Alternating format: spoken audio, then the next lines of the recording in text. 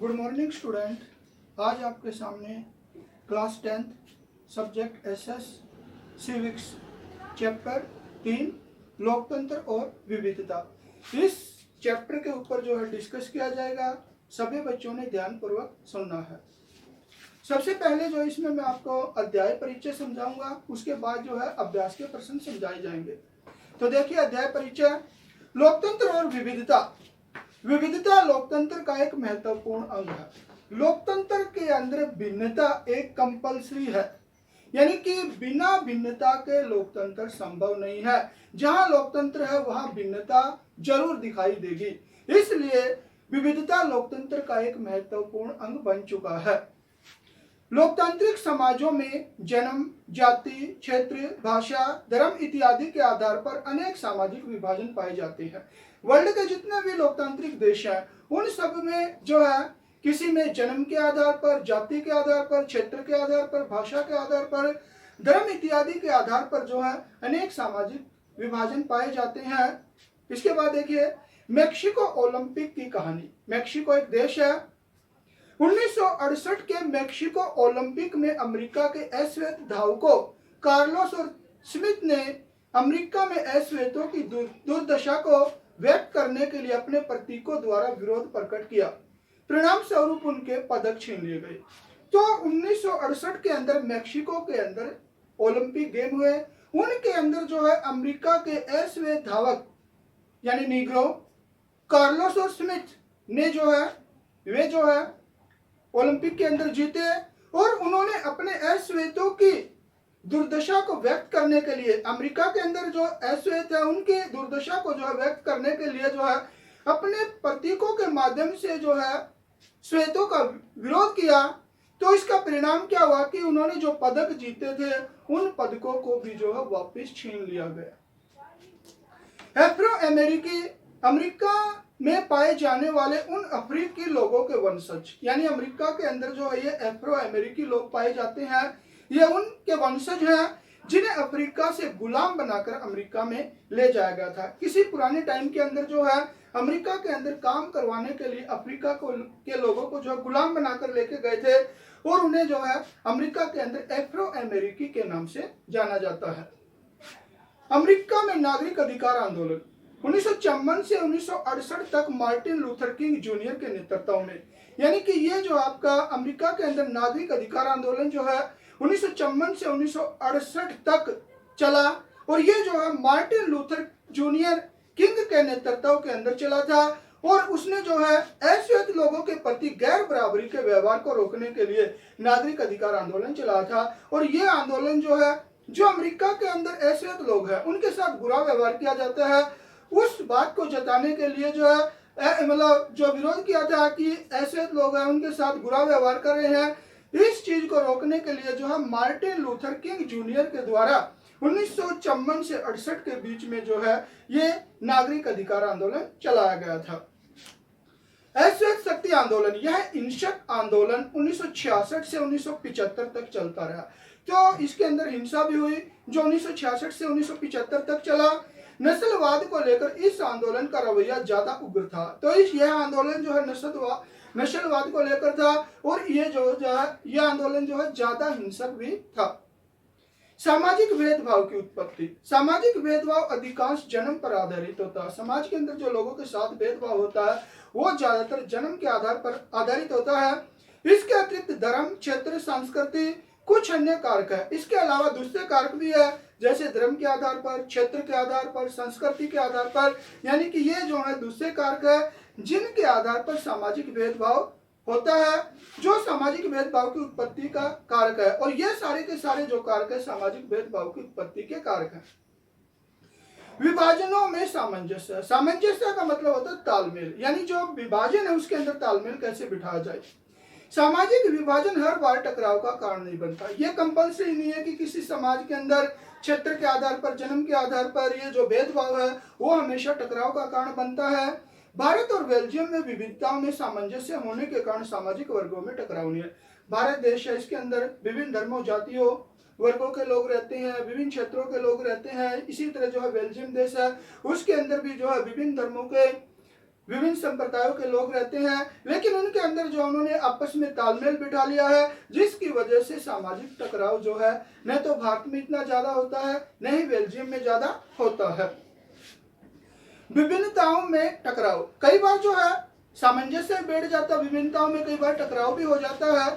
श्रीलंका में तमिल और सिंगली लोगों में भाषा और क्षेत्र को लेकर तथा उत्तरी आयरलैंड में कैथोलिक और प्रोटेस्टेंट ईसाइयों के बीच धर्म को लेकर हिंसक टकराव चलते आ रहे हैं। तो श्रीलंका के अंदर जो है सिंगली लोगों में भाषा और क्षेत्र को लेकर टकराव है। इसी तरह जो है उत्तरी आयरलैंड में कैथोलिक और प्रोटेस्टेंट जो ये ईसाई धर्म के संप्रदाय हैं, इनके बीच में जो है धर्म को लेकर हमेशा संघर्ष चलता रहता है, हमेशा टकराव चलता रहता है। समरूप समाज, ऐसा समाज जिसमें सामुदायिक, सांस्कृतिक या ज्यादा जातीय भिन्नता ज्यादा गहरी नहीं होती है। तो समरूप समाज ऐसे समाज को कहते हैं जिस समाज के अंदर ज्यादा सामुदायिक, सांस्कृतिक यानी समुदाय के अंदर ज्यादा भिन्नता नहीं होती, कल्चर में ज्यादा भिन्नता नहीं होती और जातीय के अंदर, जाति पाति के अंदर ज्यादा भिन्नता नहीं पाई जाती है। ऐसे समाज को जो है समरूप समाज का नाम दिया जाता है। रंग भेद, चमड़ी के आधार पर लोगों में भेदभाव करना, यानी जो रंग भेद है वो चमड़ी के आधार पर लोगों के अंदर जो आपस में भेदभाव किया जाता है, यह नस्लवाद का निकृष्टतम रूप है और यह नस्लवाद का सबसे घटिया रूप है। सामाजिक विभाजनों की राजनीति, सामाजिक विभाजनों और राजनीति का मेल बहुत अधिक विस्फोटक लगता है। तो सामाजिक विभाजन अगर उसके आधार पर राजनीति की जाए तो इसका जो है, इसका परिणाम जो है बहुत ही विस्फोटक निकलता है। राजनीतिक दलों के कारण सामाजिक विभाजन राजनीतिक विभाजन का रूप ले लेते हैं। कई बार क्या होता है कि राजनीतिक दलों के आपसी प्रतिद्वंद्विता की वजह से, आपसी झगड़े की वजह से जो सामाजिक विभाजन जो है राजनीतिक विभाजन का रूप ले लेता है और ये जो है काफी विस्फोटक रूप धारण कर लेता है। बुल्गारिया में रोमानी लोग, बुल्गारिया में रोमानी लोगों को बहुत ही घटिया दर्जे का इंसान माना गया। तो बुल्गारिया देश है, इसके अंदर जो रोमानी लोग हैं उनको जो बहुत ही घटिया दर्जे का इंसान माना गया है, उनको चोर और अपराधी माना जाता है। उन्हें जो है जन्म से ऐसा कहा जाता है कि ये लोग चोर हैं, अपराधी हैं। बुल्गारिया में रोमानी नस्लवाद से पीड़ित है और बुल्गारिया देश के अंदर जो रोमानी लोग हैं वे नस्लवाद से पीड़ित हैं, यानी नस्ल के आधार पर उसके साथ भेदभाव किया जाता है। सामाजिक विभाजनों की राजनीति के परिणाम को तय करने वाले कारक, लोगों में अपनी पहचान के प्रति, एक तो सामाजिक विभाजन की राजनीति को तय करने वाले जो कारक हैं उनमें सबसे पहला लोगों में अपनी पहचान के प्रति आग्रह, यानी कि वे ज्यादा से ज्यादा अपनी पहचान बनाना चाहते हैं। समुदाय की मांगों के प्रति राजनीतिक दलों की प्रक्रिया, और समुदाय, कोई भी समुदाय जो अपनी डिमांड उठाता है उसके जो है राजनीतिक दल उसके प्रति क्या प्रक्रिया दर्शाता है, सरकार का रुख और सरकार का रुझान कैसा है। तो ये सारे के सारे जो है सामाजिक विभाजनों की राजनीति के परिणामों को तय करने वाले तत्व हैं। तो ये तो थे आपके जो है लेसन इंट्रोडक्शन। अब क्वेश्चन देखिए, सामाजिक विभाजनों की राजनीति के परिणाम तय करने वाले 3 कारकों की चर्चा कीजिए। सामाजिक विभाजनों की राजनीति के परिणाम तय करने वाले 3 मुख्य कारक जो है इस प्रकार हैं। नंबर 1, लोगों की अपनी पहचान के प्रति आग्रह। सबसे पहला जो है लोगों की अपनी पहचान के प्रति क्या आग्रह है। यदि लोग अपने को दूसरे से अलग व श्रेष्ठ मानते हैं तो इसके लिए दूसरों के साथ सामंजस्य बैठाना बहुत कठिन हो जाता है। अगर मान लीजिए एक व्यक्ति या एक समुदाय दूसरे समुदाय से अपने आप को ज्यादा श्रेष्ठ मानता है, ज्यादा ऊंचा मानता है, तो समाज के अंदर दूसरे लोगों के साथ तालमेल बैठाना जो है उनके लिए बहुत ही मुश्किल हो जाता है।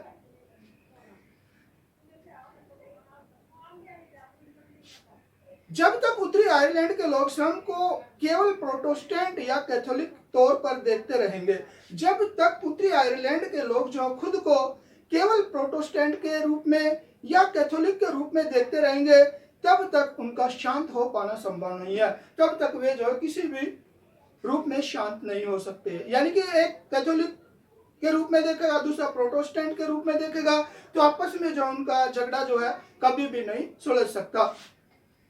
यदि लोग अपनी बहुस्तरीय पहचान के प्रति स्तर है, यदि किसी भी देश के लोग अपनी बहुस्तरीय पहचान के प्रति सचेत हैं तथा उन्हें राष्ट्रीय पहचान का भाग या सहयोगी मानते हैं और उसको जो अपने देश की पहचान का सहयोगी मानते हैं, तो कोई समस्या नहीं होती, तो कोई भी प्रॉब्लम जो है नहीं होती है, किसी भी प्रकार की कोई समस्या क्रिएट नहीं होती है। जैसे बेल्जियम के अधिकतर लोग अपने को बेल्जियमाई ही मानते हैं। तो ज्यादातर जो बेल्जियम के लोग अपने आप को बेल्जियमियाई मानते हैं, भले वे डच या जर्मन भाषा बोलते, चाहे वे डच भाषा बोलते, चाहे फ्रेंच भाषा बोलते, चाहे वे जर्मन भाषा बोलते हैं, और अपने आप को जो पहले बेल्जियमियाई बोलते हैं, मतलब कहते हैं, तो किसी प्रकार की कोई समस्या पैदा नहीं हो सकती। इस दृष्टिकोण से उन्हें साथ साथ रहने में सहायता मिलती है। जब सभी लोग अपने आप को पहले अपने देश का नागरिक मानते हैं, तो किसी भी भाषा को बोलने वाले लोगों के सामने कोई कठिनाई उभर कर सामने नहीं आएगी। हमारे देश भी अधिकतर लोग अपनी पहचान को लेकर ऐसा ही दृष्टिकोण रखते हैं। हमारे देश के नागरिक भी अपनी पहचान को लेकर इसी तरह का दृष्टिकोण रखते हैं जैसे बेल्जियम के लोग रखते हैं। वे स्वयं को पहले भारतीय मानते हैं, तो वे भारत के लोग जो है सबसे पहले अपने आप को भारतीय मानते हैं, बाद में किसी प्रदेश, क्षेत्र, भाषा, समूह और सामाजिक या धार्मिक समुदाय का मानते हैं, बाद में जो है दूसरी चीजें जैसे धर्म के आधार पर, सामाजिक, भाषा, समूह, मतलब कहने का मतलब कि सबसे पहले भारतीय, बाद में ये चीजें है। तो इससे जो है किसी देश के अंदर किसी प्रकार की कोई प्रॉब्लम नहीं होती है। दूसरा देखिए, किसी समुदाय की मांग के प्रति राजनीतिक दलों की प्रक्रिया, यानी कि किसी भी मांग को, समाज के अंदर बहुत से समुदाय है, एक समुदाय ने मांग किया है, तो उसके प्रति राजनीतिक दलों की क्या प्रक्रिया है। दूसरी महत्वपूर्ण चीज है कि किसी समुदाय की मांग को राजनीतिक दल कैसे उठाते हैं। तो दूसरी महत्वपूर्ण बात यह है कि देश के अंदर बहुत से राजनीतिक दल होते हैं, किसी डिमांड को जो है किस हिसाब से उठाते हैं। किसी समुदाय की मांग को राजनीतिक दल कैसे उठाते हैं, संविधान के दायरे में आने वाली और दूसरे समुदाय को नुकसान न पहुंचाने वाली मांगों को मान लेना आसान है।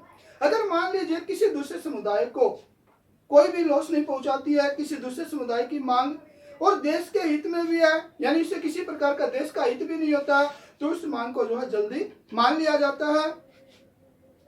श्रीलंका में श्रीलंका केवल सिंगलियों के लिए की मांग तमिल समुदाय की पहचान तथा हितों के विरुद्ध थी।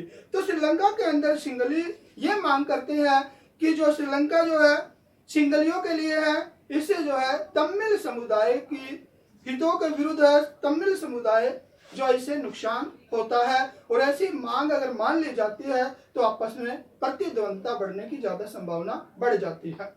थर्ड देखिए, सरकार का रुख। सरकार राजनीतिक दलों की मांगों पर क्या प्रतिक्रिया व्यक्त करती है। जो राजनीतिक दलों ने डिमांड रखी है किसी भी समुदाय को लेकर, उसके प्रति सरकार की क्या मांग है, यह भी महत्वपूर्ण है। यह बात भी जो है बहुत ही महत्वपूर्ण है। जैसा कि हमने बेल्जियम तथा श्रीलंका के उदाहरणों में देखा, अभी मैंने आपको बताया कि श्रीलंका के उदाहरण देकर, बेल्जियम के उदाहरण देकर, यदि शासन सत्ता में साझेदारी करने को तैयार है, यदि शासन सत्ता के अंदर साझेदारी करना चाहता है